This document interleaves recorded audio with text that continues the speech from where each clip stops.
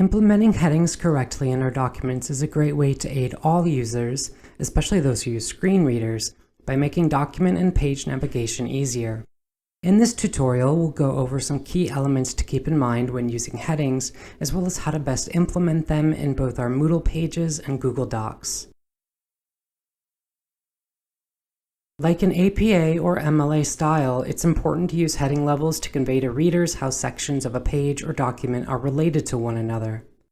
This is done through nesting, which creates a hierarchy of ideas within the document.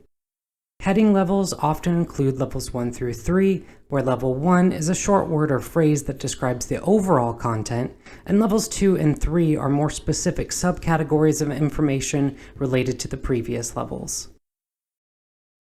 Although the color and size of these words help some readers visually identify them as headings, they have not been programmatically formatted as headings, which means that screen readers will be unable to distinguish the headings from paragraph text. This gives sighted individuals an unfair advantage. They can quickly scan the document for those visual signposts. To make our document more accessible to screen reader users, we will need to change the programmatic formatting. There are 3 heading levels available in Moodle: large, medium, and small. This corresponds nicely with heading levels 1, 2, and 3.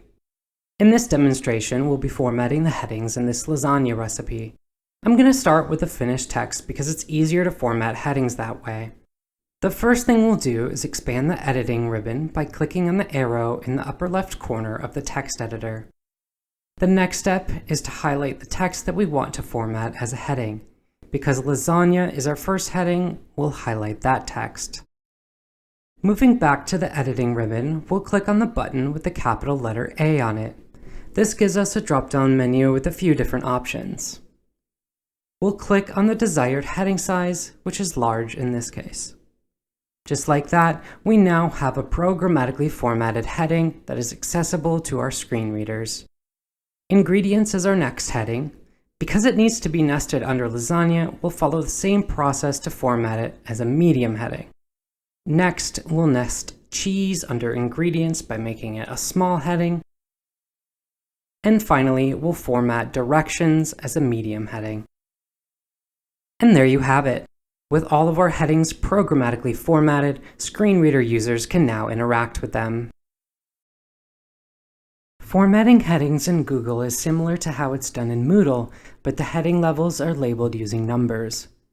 This is the same recipe from the Moodle demonstration, so we already know that the ingredients and directions are subsections of the lasagna heading, and cheese is a subsection of ingredients. So we'll highlight lasagna, click normal text in the editing ribbon, and change it to heading 1, and then click apply.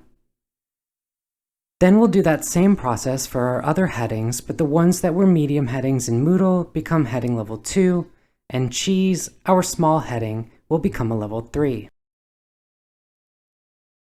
It's recommended to use the preset styles in Google Docs, Microsoft Word, and Moodle, as they help create a consistent visual identity and contain programmatic formatting, which will make it easier for screen reader users to navigate the text. But it will also help all users, as the presets help generate document outlines and table of contents. Remember, programming a heading is different from changing its font size or other visual elements to make it look like a heading. But even with presets, you can always change how the text looks after you select your heading level. Thank you for taking the time to learn about making headings accessible. If you need further assistance, the Office of Online and Distance Learning is available to help.